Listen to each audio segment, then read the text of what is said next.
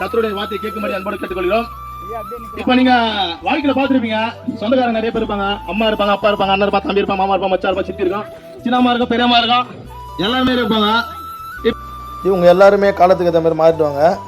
ஆனா இயேசு கிறிஸ்து என்றைக்கு நம்ம கூட இருக்காரு. அவர் என்னைக்கும் மாறவே மாட்டாரு. மாமா மாறுவாங்க, சித்தி மாறுவாங்க, சித்தப்பா மாறுவாங்க. ஆனா இயேசு கிறிஸ்து என்னைக்குமே மாறாது. வசனம் சொல்லுதாங்க, கர்த்தர் நல்லவர், அவர் நம்மளுக்கு அரணான கோட்டையா இருக்கிறாரு, அவர் நம்ம தேவைகளா இருந்திருக்கிறாரு. இந்த வசனம் எதை சொல்லுதுன்னா, நீ உலகத்தார நம்பாத, கர்த்தர் மட்டுமே நம்ப. அவர் மட்டும் தான் நல்லவர்.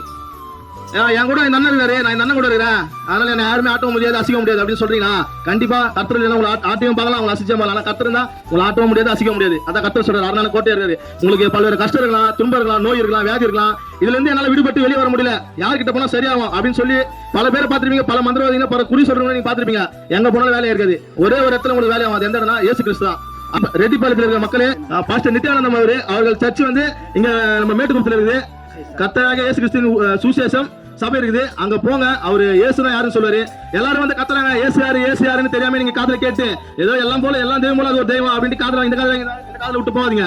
போயிட்டு இயேசுனா யாருன்னு அங்க போய் பாருங்க. அவங்க அழகா உங்களுக்கு சொல்லுவாங்க. இல்ல உங்களுக்கு டவுட்டா இருக்கா, அவங்க வீட்டுல போங்க. வீட்டுல போய் நீங்க கதை சொல்றப்பா, இது வேற தம்பி வந்து கத்தினீங்க, ரோட கத்தினீராரு, நீங்க வந்து தெய்வம் சொல்றாரு, நான் எப்படி நம்புறது, எனக்கு கொஞ்சம் வாங்க வெளிப்படுங்க அப்படின்னு சொல்லி நீங்க உங்க மனதை அவர்கிட்ட கொடுத்து ஜெபம் பண்ணுங்க. கண்டிப்பா உங்களுக்கு வெளிப்படுவாரு. உலகத்தார நம்பாதீங்க. உலகத்தார வந்து நிமிஷம் பச்சை மாரி மாறினே இருப்பாங்க. கடவுளை நம்புங்க. என்றைக்கும் மாறாத ஒரே தெய்வம் நம்ம இயேசு தான்.